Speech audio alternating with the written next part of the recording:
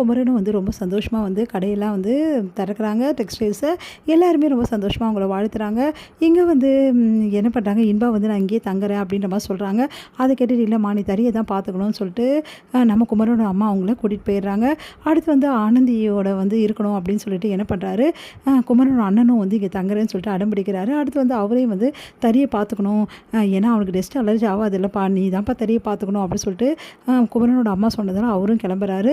இந்த சொல்ல ஆனந்தியும் வந்து குமரனும் நல்லபடி பிஸ்னஸை வந்து கவனிக்கிறார். ரொம்ப நல்லா வந்து பிஸ்னஸ் பண்ணிகிட்ருக்காங்க.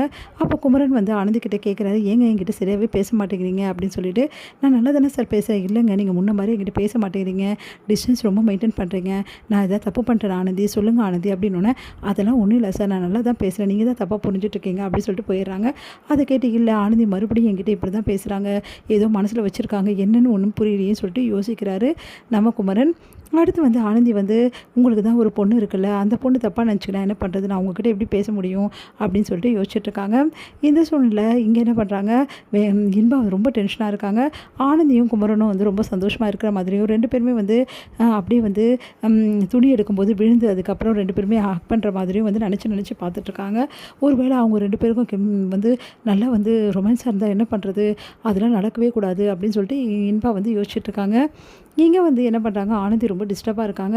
சே நம்ம ஏன் இது இப்படி இருக்கோம், ஒன்றுமே புரியலையே, அந்த இன்பா வந்து வந்து கல்யாணம் பண்ணின்னு போகிறாரு அவர், நான் ஏன் அப்படிலாம் யோசிக்கணும் அப்படின்றாங்க. இங்கே வந்து என்ன பண்ணுறாரு, கோட்டி வராரு. கோட்டிக்கிட்ட வந்து என்னடா ரெண்டு பேரும் ஒன்றா வந்து வந்து சேல்ஸ் எல்லாம் பார்த்துக்கிறீங்க, எப்படி ஆனந்தி மேடம் பழையபடி உங்ககிட்ட பேச ஆரம்பிச்சிட்டாங்கன்னா, அதெல்லாம் இல்லைடா, அவங்க மறுபடியும் என்கிட்ட டிஸ்டன்ஸ் மெயின்டைன் பண்ணி தான் இருக்காங்க, எனக்கு ஒன்றுமே புரியலடா அப்படின்னோடனே என்னடா சொல்கிற அப்படி, எனக்கு ரொம்ப கஷ்டமாக இருக்குடா, சரிடா கோட்டி நீ கொஞ்ச நேரம் இங்கே போயிரு, நான் இப்போ வரேன்டா அப்படின்னு சொல்லிட்டு போகிறாரு. உடனே வந்து என்ன ஆச்சு ஆனந்தி மேடம் கிட்ட நம்ம கேட்போம் அப்படின்னு சொல்லிட்டு, ஆனந்தி மேடம் உங்ககிட்ட கொஞ்சம் பேசணும் ஆனந்தி மேடம்னோடனே என்ன சொல்லுங்கள் கோட்டி சார் அப்படின்றாங்க.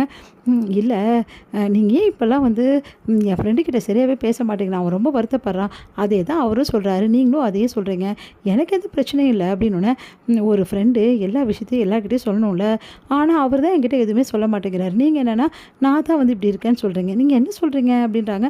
ஆமாம் வேறு என்ன சொல்கிறது, அவன் பாவம், அவன்லாம் அப்படிலாம் யோசிக்காதீங்க, அவன் எதுவுமே மனசில் வச்சுக்க மாட்டான். ஏன் சார் இப்படிலாம் பேசுகிறீங்க, நீங்கள்லாம் என்கிட்ட சொல்லலைனாலும் எனக்கு அந்த விஷயம் தெரிஞ்சு போச்சு அப்படின்னா. என்ன விஷயம் அப்படின்றார் கோட்டி. என்ன விஷயமா, வெண்பாவும் நம்ம வந்து குமரன் சாரும் கல்யாணம் பண்ணிக்க போகிறாங்கள, ரெண்டு பேர் லவ் பண்ணுறாங்கள, நிச்சயதார்த்தம் கூட ஆகிடுச்சுல, அந்த விஷயம் எல்லாத்தையும் இன்பா என்கிட்ட சொல்லிட்டாங்க அப்படின்னோடனே பயங்கரமாக கோட்டி சிரிக்கிறாரு. அதை கேட்டு வந்து ஏன் சிரிக்கிறீங்க அப்படின்னோடனே, வேறு என்ன சொல்கிறது, இதெல்லாம் யார் சொன்னது உங்களுக்கு, வேறு யார், இன்பா தான் சொன்னாங்க.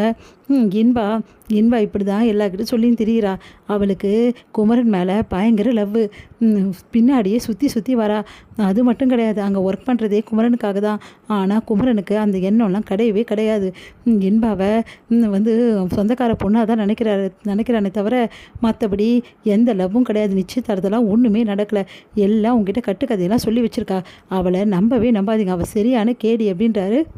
உடனே ஆனந்திக்கு பயங்கர சந்தோஷமாயிடுது. நீங்கள் என்ன சொல்கிறீங்க கோட்டி அப்படின்னோடனே, நான் சொல்கிறதெல்லாம் உண்மைதாங்க, உண்மையிலே இதுதான் நடந்தது, அவள் வேணும்னு பண்ணிகிட்ருக்கா, உங்ககிட்ட நல்ல கேம் விளையாடிருக்கா, அதுக்காக தான் நீங்கள் கோச்சிட்டு இருந்தீங்களா, அதுக்காக தான் சார்கிட்ட பேசுகிறையா, அப்படின்னா இல்லை இவ்வளோ பழகிட்டு உண்மையை மறைச்சிட்டாரு அப்படின்னு வந்து கொஞ்சம் கஷ்டமாக இருந்தது, வேறு ஒன்றும் இல்லை அப்படின்னோடனே, குமரன் மனசு ஃபுல்லாக நீங்கள் தான் இருக்கீங்க, அவன் எப்படி இன்பா விரும்புவான், இந்த விஷயம் கூடி சீக்கிரம் நீங்களே தெரிஞ்சுப்பீங்க அப்படின்னு சொல்லிட்டு மனசில் யோசிக்கிறாரு நம்ம கோட்டி. ஆனந்தி ரொம்ப சந்தோஷப்படுறாங்க இதெல்லாம் கேட்டு.